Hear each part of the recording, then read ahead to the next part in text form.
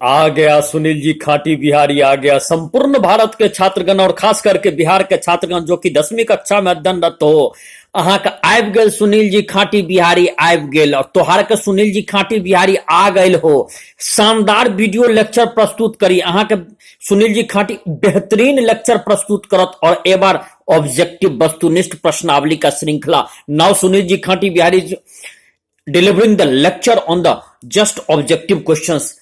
इस बार जो हमारा 10th का 10वीं का चैप्टर है वो इतिहास से चैप्टर है और हिंद चीन राष्ट्रवादी आंदोलन ये तीसरा चैप्टर है। इससे संबंधित मैं आपको वस्तुनिष्ठ प्रश्न बतला रहा हूं और दावा करता हूं कि यदि एक भी प्रश्न छूट गया तो मैं सुनील जी खाटी बिहारी मोच काट करके फेंक दूंगा। तो चलो भैया, लेकिन इससे पहले मैं आपसे जल्दी से आग्रह कर रहा हूं कि यदि अब तक सुनील जी खाटी बिहारी यूट्यूब चैनल को आपने सब्सक्राइब नहीं किया, भैया बिल्कुल फ्री है, इसको सब्सक्राइब कर लो, लाइक करो, मित्रों में बांट दो, बिल्कुल फ्री है। शुरुआत में करता हूं कि हिंद चीन के तहत इसमें हिंदुस्तान और चीन जो लगा हुआ इसके तहत कौन कौन से देश आते हैं। इसके तहत 3 देश आते हैं, एक वियतनाम, दूसरा लाओस और तीसरा कंबोडिया। तो हिंद चीन क्षेत्र के तहत कौन कौन से देश आते हैं, जल्दी बोल गणेश बात थोड़े से पूछ रहे हैं, मारबो 10 गिनबो एक। हाँ, तो वियतनाम, लाओस और कंबोडिया, बिल्कुल सही, 80% नंबर आएगा। अगला जो प्रश्न है, दूसरा प्रश्न है ऑब्जेक्टिव महत्वपूर्ण प्रश्न कि वियतनाम में कौन सा 2 स्थान था जो कि चीन के प्रभाव में था। तो वो 2 स्थान था तोकिन, उसका नाम है तोंकिन और दूसरा नाम है अन्नाम।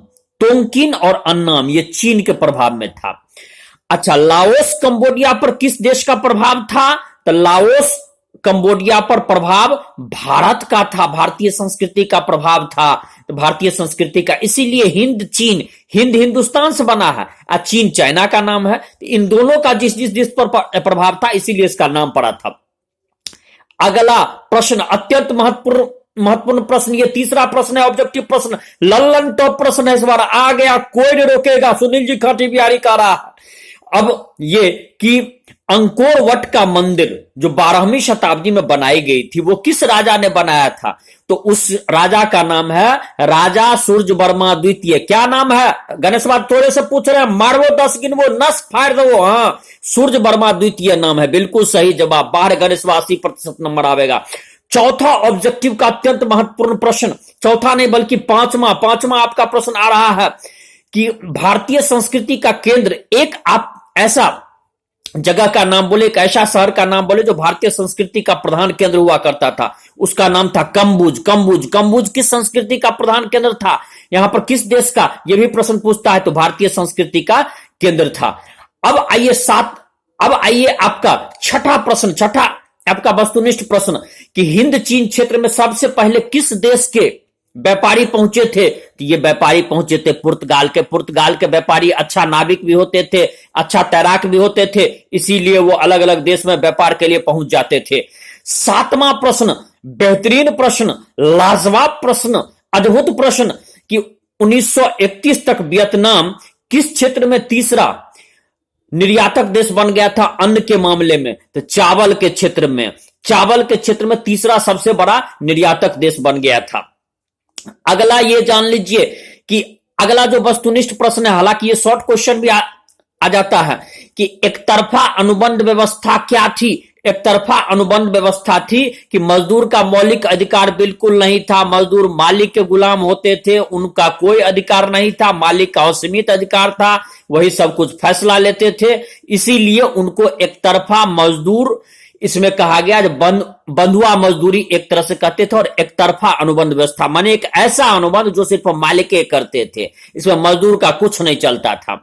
अगला प्रश्न जो आपका 9वां प्रश्न है, लाजवाब प्रश्न, लल्लन टॉप प्रश्न आ रहा है, इस बार पूछ देगा, इस पूछो तो आपका ऑब्जेक्टिव का इस चैप्टर का हिंद चीन राष्ट्रवादी आंदोलन का ये रसगुल्ला है, रसगुल्ला। हिंद चीन में बसने वाले फ्रांसीसी को क्या कहते थे, कोलोन कहते थे। चल आरतिया तोरे से पूछ रहे क्या कहते थे हिंद चीन में बसने वाले फ्रांसीसी को, मारबो, हाँ जल्दी बोल, हाँ ठीक है, उसको कोलोन कहते थे। 10वां लाजवाब प्रश्न एक, हालांकि ये थोड़ा सा कठिन प्रश्न है, क्रांतिकारी नेता इसमें क्वांग दे और एक और नाम था, उन्होंने किस तरह का क्रांतिकारी संगठन, क्वांग दे ने किस तरह के क्रांतिकारी संगठन की स्थापना की थी? तो उस क्रांतिकारी संगठन का नाम दुई तान होई था। ठीक। और इस संस्था में कौन महत्वपूर्ण भूमिका निभाए थे? तो फान बोउ चाउ। फान बोउ चाउ, चूंकि नाम ही ऐसा रहता है, जो आओ माओ चाउ इस तरह का नाम रहता है, आओ माओ जाओ। अब मान लिया चीनी का नाम है ना होगा फुक फाक फुक, इस तरह का नाम रहता है। अब क्या करोगे, नाम रख पढ़ना है तो इसको तो कुछ तो याद रखना है। अब एक अत्यंत महत्वपूर्ण प्रश्न, लाजवाब प्रश्न, ये सच पूछिए तो इस चैप्टर का अक्षय कुमार है कि फान बोउ चाउ ने कौन सी पुस्तक लिखा था? ये वियतनाम देश में कौन सी पुस्तक लिखे थे? तो इसका नाम है the history of the loss of Vietnam. The history of loss of the Vietnam पुस्तक के लेखक कौन थे, ऐसा भी पूछ सकता है, तो फान बोउ चाउ। अच्छा, अगला प्रश्न जान लीजिए, यह आपका 12वां प्रश्न है, ऑब्जेक्टिव का प्रश्न। तो ये कि वियतनाम के छात्रों ने कौन सी संगठन की स्थापना की थी? तो उस संगठन का नाम था वियतनाम कुवान फूक होई। वियतनाम कुवान फूक होई, जिसका अर्थ होता है वियतनाम मुक्ति एसोसिएशन। एक और जान लीजिए, 13वां प्रश्न कि वियतनाम के देशभक्त लोगों द्वारा बनाया गया राष्ट्रवादी दल को क्या कहते थे? क्या नाम था उसका? उसका नाम केंटन था। अच्छा, ये प्रश्न सच पूछिए तो इस चैप्टर का आपका ये अमिताभ बच्चन है। तो इसमें वियतनाम के राष्ट्रपिता किनको कहते हैं? तो हो ची मिन्ह को कहते हैं। ये लल्लन टॉप प्रश्न अमिताभ बच्चन है, आ गया, कोई नहीं रोकेगा। अच्छा, ये हो ची मिन्ह ने कब क्रांतिकारी संगठन बनाया था? तो हो ची मिन्ह ने 1925 ईस्वी में क्रांतिकारी संगठन बनाया था। ठीक। वियतनाम कांग सान डेंग, जिसको वियतनाम कम्युनिस्ट पार्टी भी कहते हैं, यह कब बनाया गया था? 1930 ईस्वी में बनाया गया था। कब? तो 1930 ईस्वी में बनाया गया था। याद रखेगा, भूलेगा नहीं। चलो भैया, अगला प्रश्न जो हमको चाहिए वो प्रश्न है 16वां प्रश्न कि अनामी दल की स्थापना किसने की थी? यह भी महत्वपूर्ण प्रश्न है, यह भी सच पूछिए तो इस चैप्टर की करीना कपूर हम मान सकते हैं। तो इसकी स्थापना किए थे जेंगुइन आई। जेंगुइन आई ने अनामी दल की स्थापना की थी। अच्छा, ये बतलाइएगा वियतमिन, ये सच पूछिए तो इस चैप्टर का आपका शाहरुख खान है, एकदम आएगा इस बार। तो इसमें वियतमिन या वियतनाम स्वतंत्रता लीग की स्थापना किसने की थी? तो यह स्थापना किए थे हो ची मिन्ह ने, जो वियतनाम के राष्ट्रपिता भी कहलाते हैं। 18वां प्रश्न, वियतनाम कब स्वतंत्र हुआ? बेहतरीन प्रश्न, लाजवाब प्रश्न, अद्भुत प्रश्न, इस चैप्टर का रसगुल्ला। तो यह हो गया आपका 2 सितंबर 1945 को वियतनाम स्वतंत्र हुआ था। अन्नाम के एक शासक का नाम बताइए। बाओदाई कहां का शासक था? तो अन्नाम का था। बाओदाई कहां का शासक था? अन्नाम का। अच्छा, फ्रांस और वियतनाम के बीच जो 20वां प्रश्न है, 20वां ऑब्जेक्टिव का प्रश्न, तैयार रहिएगा सुनने के लिए, बेहतरीन प्रश्न। फ्रांस और वियतनाम के बीच कब हनोई समझौता हुई थी? 1946 ईस्वी में, 1946 में।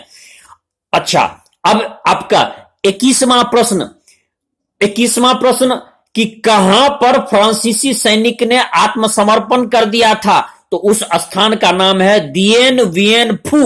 दिएन वियन फू, तो रात पहले ही बतला दिए, जो फू फा चू चा इस तरह का नाम रहता है।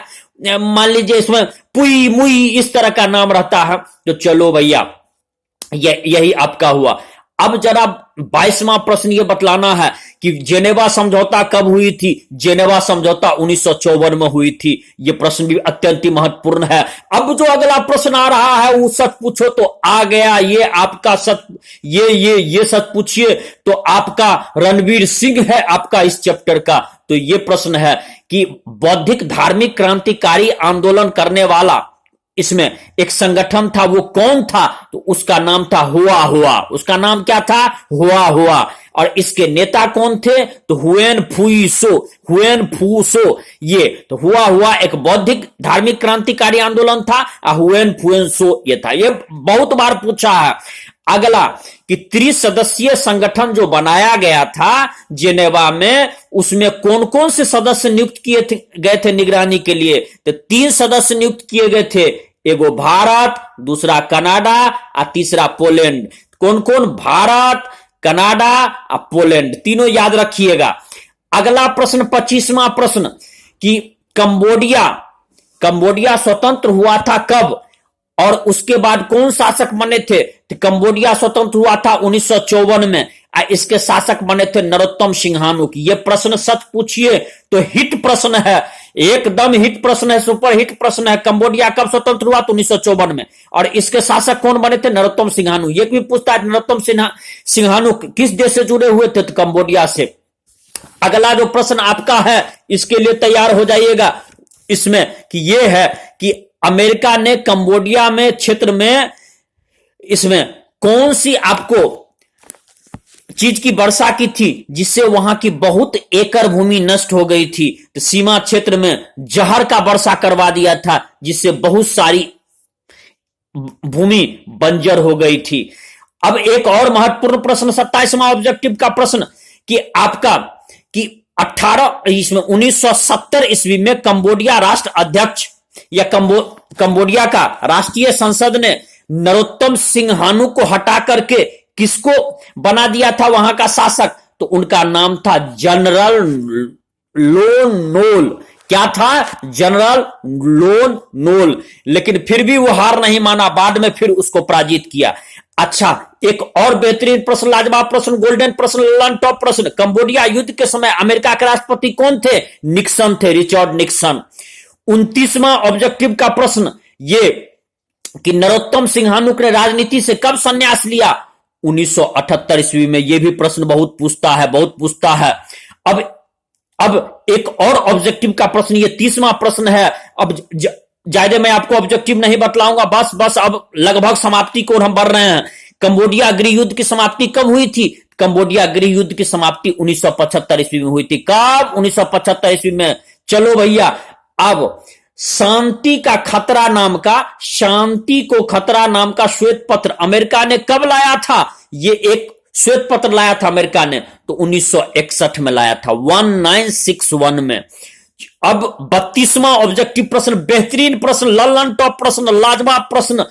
तो यह बतलाओ कि अमेरिका ने वियतनाम युद्ध में किस तरह का रासायनिक हथियार का प्रयोग किया था? इसका नाम था नापाम। नापाम एक ऐसा रासायनिक हथियार था जिसको प्रयोग करते थे तो पत्ती झुलस जाता था, पत्ती पीला हो जाता था, पेड़ सूख जाता था, जंगल वीरान हो जाता था, पेड़ पौधा समाप्त हो जाता था और जमीन बंजर हो जाता थी। यही नापाम था। अमेरिका ने वियतनाम युद्ध में किस तरह का एक रासायनिक हथियार का प्रयोग किया था जो कि शरीर में चिपक जाता था और शरीर जलने लगता था? तो इसका भी नाम ये प्रश्न आ गया, एकदम गारंटी दे रहे हैं, नहीं आवेगा तो हमको तुम कहना। इसका नाम है एजेंट ऑरेंज। एजेंट ऑरेंज, चूंकि ये एक ड्रम में रखा जाता था और ये क्या होता था, गैसोलीन के साथ इस तरह से आग धधकती थी कि शरीर में चिपक जाता था और शरीर को जलाते रहता था, खदकाते रहता था, इसीलिए एजेंट ऑरेंज। तो नापाम और एजेंट ऑरेंज याद रखना, इस बार आएगा, हर हाल में आएगा। अब जरा ये बतलाइएगा कि किस दार्शनिक ने ये अदालत लगा करके अमेरिका को वियतनाम युद्ध का दोषी ठहराया था? उस दार्शनिक का नाम था रसेल। ये भी आपका एकदम सुपरस्टार है इस चैप्टर का ऑब्जेक्टिव में सुपरस्टार है कि दार्शनिक रसेल ने अदालत लगा करके वियतनाम युद्ध के लिए अमेरिका को दोषी ठहराया था। अच्छा, अमेरिका वियतनाम युद्ध में कौन सा ऐसा गांव था जिसको पूर्ण रूप से नष्ट कर दिया? ओहो, अद्भुत प्रश्न, बारे बारे कमाल का प्रश्न है गणेश भाई, याद रखना नहीं तो नस फाड़ दबो। इस गांव का नाम है माइली गांव। तो ठीक, तो चलो रकेशिया तोरा से पूछ रहे हैं, जल्दी बोल कि कौन सा गांव जिसको पूरी नष्ट कर दिया था? जल्दी बोल रकेशिया, मार के दे फाड़ देबो। हाँ, माइली गांव उसका नाम था। चल ये बोल, कौन सा दार्शनिक था जिसने अमेरिका को कटघरा में खड़ा किया था और ये कहा था, दोषी ठहराया था? रसेल। बारे ठीक है रकेशिया, तो 80% नंबर आवेगा। अब ये बतलाओ, जो कौन सा एक ऐसा रासायनिक हथियार प्रयोग किया था शरीर में चिपक जाता था? चल